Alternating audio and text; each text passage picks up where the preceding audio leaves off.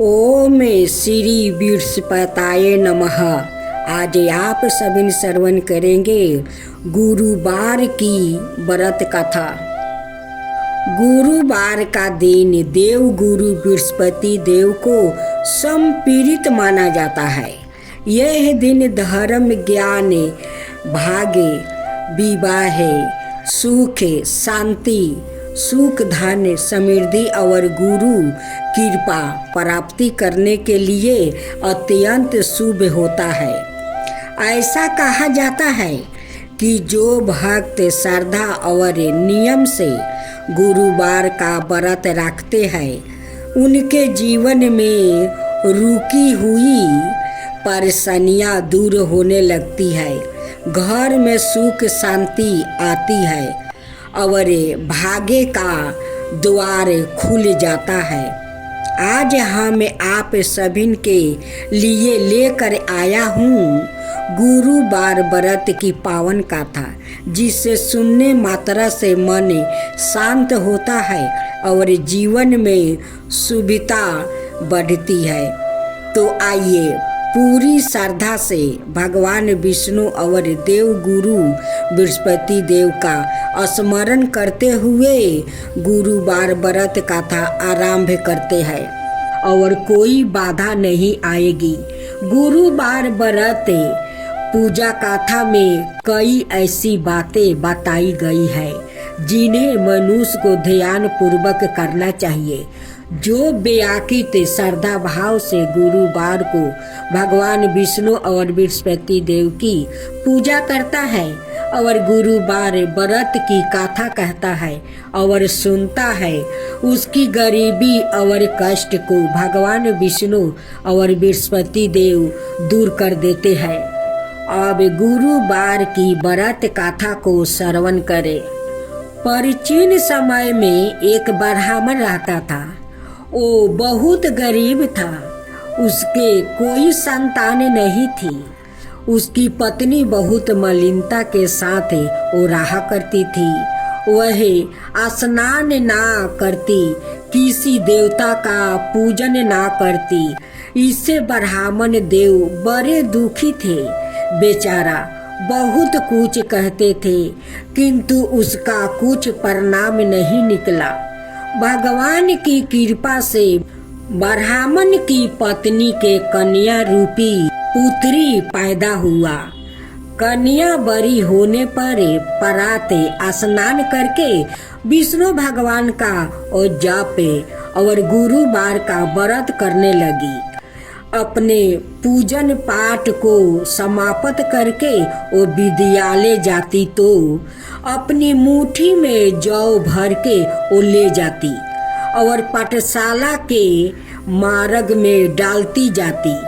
तब यह जौ सौरन के हो जाता। लौटते समय उन सोने का जौ को बीन कर घर ले जाती थी। एक दिन वह बालिका सूप में उस सोने का जौ को वो फटक कर साफ कर रही थी कि उसके पिता ने देख लिया और कहा कि बेटी, सोने के जौ के लिए तो सोने का सूप होना चाहिए। दूसरे दिन बृहस्पतिवार था। इस पुत्री ने व्रत रखा और बृहस्पति देव से प्रार्थना करके कही कि मैंने आपकी पूजा सच्चे मन से की हो तो मेरे लिए सोने का सूप दे दो। बृहस्पति देव ने उसकी प्रार्थना स्वीकार कर लिया। रोजाना की तरह वो पुत्री जौ फैलाती हुई जाने लगी। जब लौट करे जौ बीन रही थी तो बृहस्पति देव की कृपा से सोने का सूप भी मिल गया। उसे वो घर ले आई और उसमें जौ साफ करने लगी। परंतु उसकी माँ का वही ढंग रहा। एक दिन की बात है कि वह पुत्री सोने के सूप में जौ साफ कर रही थी। उस समय उस शहर का राजपुत्र वहां से होकर निकला। इस पुत्री का रूप और कार्य को देखकर वो मोहित हो गया और अपने घर आकर भोजन और जल त्याग कर उदास होकर वो लेट गया। राजा को इस बात का पता लगा तो अपने प्रधानमंत्री के साथ उसके पास गया और बोले, हे बेटा, तुम्हें किस बात का कष्ट है? किसी ने अपमान किया है क्या? अथवा और कारण हो सो कहो, मैं यही कार्य करूँगा जिससे तुम्हें प्रसन्नता हो। अपने पिता की बातें सुनी तो राजकुमार वह बोला, मुझे आपकी कृपा से किसी बात का दुख नहीं है पिताजी। किसी ने मेरा अपमान नहीं किया है पिताजी, परंतु मैं उस लड़की से विवाह करना चाहता हूँ जो सोने के सूप में वो जौ साफ कर रही थी। यह सुनकर राजा आश्चर्य में पड़ गया और बोले, हे बेटा, इस तरह की कन्या का पता तुम ही लगाओ, मैं उसके साथ तुम्हारा विवाह अवश्य करवा दूंगा। राजकुमार ने उस लड़की की घर गया, पता लगाया। तब मंत्री उस लड़की के घर गया और ब्राह्मण देव को वो सभी हाल बतलाया। ब्राह्मण देव राजकुमार के साथ अपनी कन्या का विवाह करने के लिए तैयार हो गया और विधि विधान के अनुसार ब्राह्मण की कन्या का वो विवाह राजकुमार के साथ हो गया। कन्या के घर से जाते ही पहले की भांति उस ब्राह्मण देव के घर में गरीबी का निवास हो गया। अब भोजन के लिए भी अन्न बड़ी मुश्किल से मिलता था। एक दिन दुखी होकर ब्राह्मण देव अपनी पुत्री के वो पास चला गया। बेटी ने पिता की दुखी अवस्था को देख कर और अपनी माँ का हाल पूछा। तब ब्राह्मण ने सभी हाल कहकर अपना पुत्री को सुनाई। कन्या ने बहुत सा धन देकर अपने पिता को विदा कर दिया। इस तरह ब्राह्मण का कुछ समय सुख पूर्वक व्यतीत हुआ। कुछ दिन बाद फिर वही हाल हो गया। ब्राह्मण फिर अपनी पुत्री के यहाँ गया और सारा हाल कहकर पुत्री को सुनाया। पुत्री बोली, हे पिताजी, आप माताजी को यहाँ ले आओ, मैं उसे विधि बता दूंगी जिससे गरीबी दूर हो जाएगा। वह ब्राह्मण देव अपनी पत्नी को साथ लेकर पहुँच गया तो अपनी माँ को समझाने लगी, हे माँ, तुम प्रातः काल प्रथम स्नादि करके विष्णु भगवान का पूजन करो तो सब दरिद्रता दूर हो जाएगी। परंतु उसकी माँ ने एक भी बात नहीं मानी और प्रातः काल उठकर अपनी पुत्री के बच्चों की जूठन को खा लिया। इससे उसकी पुत्री को भी बहुत गुस्सा आ गया और एक रात को कोठरी से सभी सामान निकाल दिया और अपनी माँ को उसमें बंद कर दिया। प्रातः काल उसे निकाला और स्नादि करा के पाठ करवाया तो उसकी माँ की बुद्धि ठीक हो गई और फिर प्रत्येक बृहस्पतिवार को व्रत रखने लगी। इस व्रत के प्रभाव से उसके माँ बाप बहुत ही धनवान और पुत्रवान हो गया और बृहस्पति देव के प्रभाव से इस लोक के सुख भोग कर स्वर्ग को प्राप्ति हुआ। तब बोलो, गुरु बृहस्पति देव की जय, बृहस्पति भगवान की जय। अब श्रवण करेंगे तुलसी माता की कहानी। एक कन्या थी। जब वो थोड़ी बड़ी हुई और उसके समझ में आने लगी तब से ही वो तुलसी माता जी की पूजा करने लगी। उसके प्रतिदिन का नियम था कि तुलसी माता जी का पूजन करने के बाद ही वो भोजन करती थी। जब वो कन्या शादी के लायक हुई तब उसके माता पिता ने उसकी शादी करवा दिया। कन्या को उसके माता पिता ने दहेज में भी एक तुलसी का गमला दे दिया। ससुराल में वो प्रतिदिन सवेरे उठती है, पूजा पाठ करती है, फिर उसके बाद ही भोजन करने बैठती है। उसकी 2 जेठानी थी, वो दोनों उसका मजाक उड़ाती थी कि बड़ी आई नियम धर्म वाली बनती है। उन्हें दोनों को उससे बहुत ईर्ष्या होती थी, इसलिए वो दोनों तुलसी जी का गमला कहीं उठाकर छिपा देती। वो कन्या बड़ी मुश्किल से गमला ढूंढ कर लाती है, अच्छे से पूजा करती है और फिर भोजन करती है। वो गमला खोज कर लाती है तो एक दिन तो उसकी जेठानिया ने क्या कर दिया कि गमला ही दूर फेंक दिया। कन्या ने खूब ढूंढा पर उसे गमला कहीं नहीं मिला। वो बहुत ही परेशान हो गई थी। उस दिन तो उसने खाना भी नहीं खाई।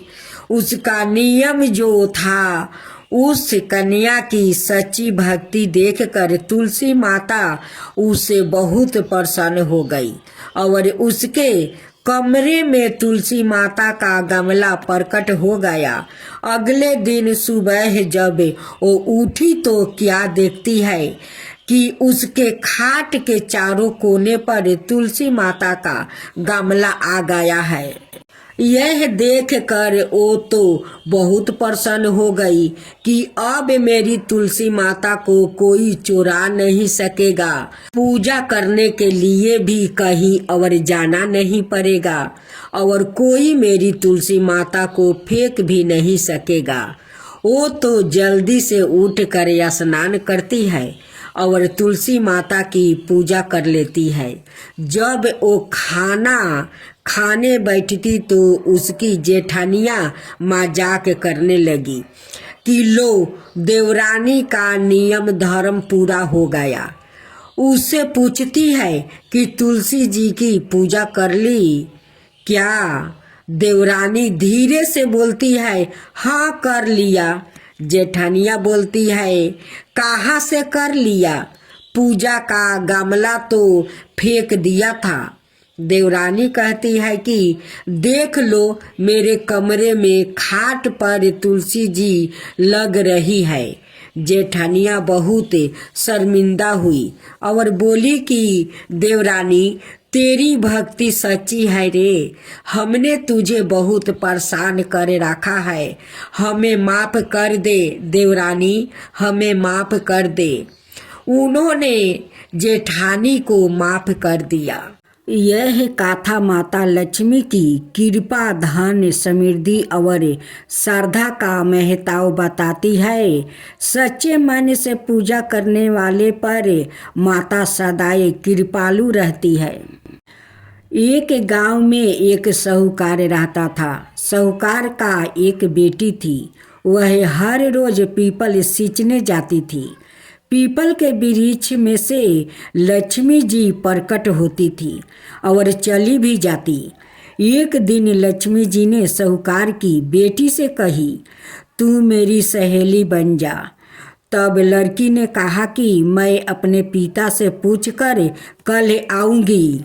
साहूकार की बेटी ने घर जाकर अपने पिता को सारी बात कह दिया। तब उसके पिताजी बोले, वो तो माता लक्ष्मी जी है, अपने को और क्या चाहिए, तू लक्ष्मी जी की सहेली बन जा।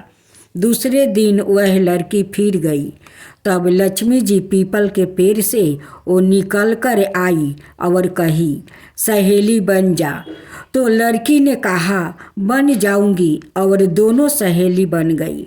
लक्ष्मी जी ने उसको खाने का न्योता दिया। घर आकर लड़की ने माँ बाप को कहा कि मेरी सहेली ने मुझे खाने का न्योता दिया है। तब बाप ने कहा कि सहेली के घर खाने जाओगी, पर घर को संभाल कर जाना। तब वह लक्ष्मी जी के यहाँ वो भोजन करने गई तो लक्ष्मी जी ने उसे साला 2 साला ओढ़ने के लिए दिया, रुपया दिया, सोने की चौकी, सोने की थाली में 36 प्रकार का भोजन करवा दिया। भोजन कर जब वो जाने लगी तो लक्ष्मी जी ने पल्लू पकड़ लिया और कहा कि मैं भी तेरे घर भोजन करने आऊँगी। तो उसने कहा आ जाइए। अब घर जाकर चुपचाप वो बैठ गई। तब बाप ने पूछा कि बेटी, सहेली के यहाँ भोजन करने गई थी और तू उदास क्यों बैठी है? तो उसने कहा पिताजी, मेरे को लक्ष्मी जी ने इतना दिया, अनेक प्रकार के भोजन करवाई, परंतु मैं कैसे भोजन कराऊंगी? अपने घर में तो कुछ भी नहीं है। तब उसके पिता ने कहा कि गोबर मिट्टी से चौका लगाकर घर की सफाई कर ले, 4 मुख वाला दिया जलाकर लक्ष्मी जी का नाम लेकर रसोई में बैठ जाना। लड़की सफाई करके लड्डू लेकर बैठ गई। उसी समय एक रानी नहा रही थी। उसका 9 लाखा हार चील उठा कर ले गई और उसके घर वह 9 लाखा हार वो डाल गई और उसका लड्डू ले गई। बाद में वह हार को तोड़कर बाजार में वो बेच आई और सामान लेने लगी। तो सोनार ने पूछा कि क्या चाहिए? तब उसने कहा कि सोने की चौकी, सोने का थाल, साला 2 साला दे दो, मोहर दे दो और समगरी दे दो। 36 प्रकार का भोजन हो जाए, इतना सामान दे दो। सारी चीज़ें लेकर बहुत तैयारी करी और रसोई बनाई। तब गणेश जी से कहा कि लक्ष्मी जी को बुलाओ। आगे आगे गणेश जी और पीछे पीछे लक्ष्मी आई।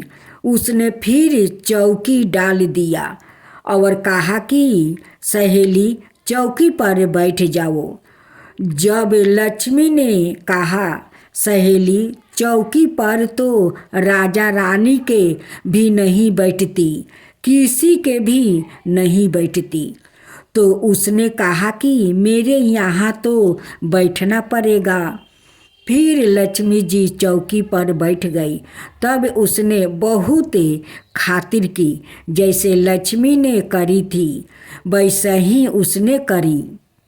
लक्ष्मी जी उस पर खुश हो गई। घर में खूब रुपया और लक्ष्मी हो गई। साहूकार की बेटी ने कहा, मैं अभी आ रही हूँ, तुम यही बैठी रहना। और वह चली गई। लक्ष्मी जी गई नहीं और चौकी पर बैठी रही। उसको बहुत दौलत दी। हे लक्ष्मी जी, जैसे तुमने साहूकार की बेटी को दिया वैसे ही सबको देना। कहते सुनते हुंकार भरते अपने सारे परिवार को दियो।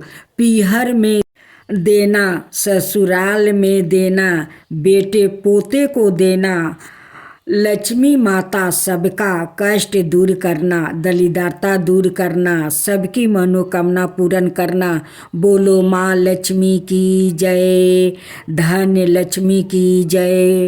विष्णु की आरती। ओम जय जगदीश हरे स्वामी, जय जगदीश हरे। भक्तों जन के संकट क्षण में दूरी करे। जो धावे फल पावे, दुखी बिनासी मन का। जो धावे फल फल पावे, दुखी बिनसी मनि का, सुख संपत्ति घर आवे, कष्ट मिटे तनिका। ओम जय जगदीश हरे, स्वामी जय जगदीश हरे। माता पिता तुम मेरे, शरण कहूँ किसी की। माता पिता तुम मेरे, शरण कहूँ किसी की। तुम बिना और ना दूजा, आस करूं जिसकी। ओम जय जगदीश हरे, स्वामी जय जगदीश हरे। तुम पुराण परमात्मा, तुम अंतर्यामी। तुम पुराण परमात्मा, तुम अंतर्यामी। बर्मा परमेश्वर, तुम सबके स्वामी। ओम जय जगदीश हरे, ओम जय जगदीश हरे। तुम करुणा के सागर, तुम पालन करता। तुम करुणा के सागर, तुम पालन करता। मैं मूर्ख खल कमी, कृपा करो भक्तो। मैं मूर्ख खल कमी, कृपा करो भक्तो। ओम जय जगदीश हरे, स्वामी जय जगदीश हरे।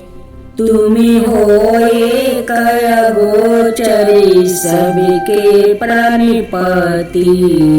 तुम हो एक अगोचरी, सबके प्राणपति। किसी विधि मिलु दयामा, तुमको मैं कुमति। ओम जय जगदीश हरे, स्वामी जय जगदीश हरे। दीन बंधु दुखी हरिता, दीन बंधु दुखी हरिता। तुम ठाकुर मेरे, अपने हाथ बढ़ाओ, द्वार पार तेरे। अपना हाथ उठाओ, द्वार पार तेरे।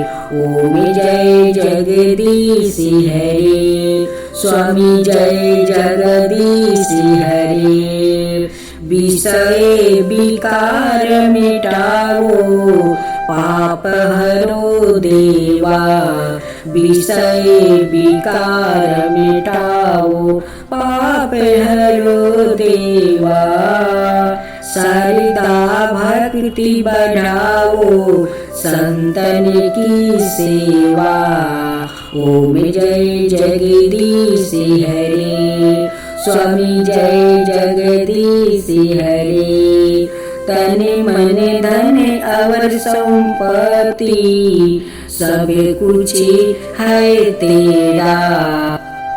तन मन धन और संपत्ति, सब कुछ है तेरा। तेरा तुझको अर्पण किया लोग मेरा। तेरा तुझको अर्पण किया लोग मेरा। ओम जय जगदीश हरे, स्वामी जय जगदीश हरे।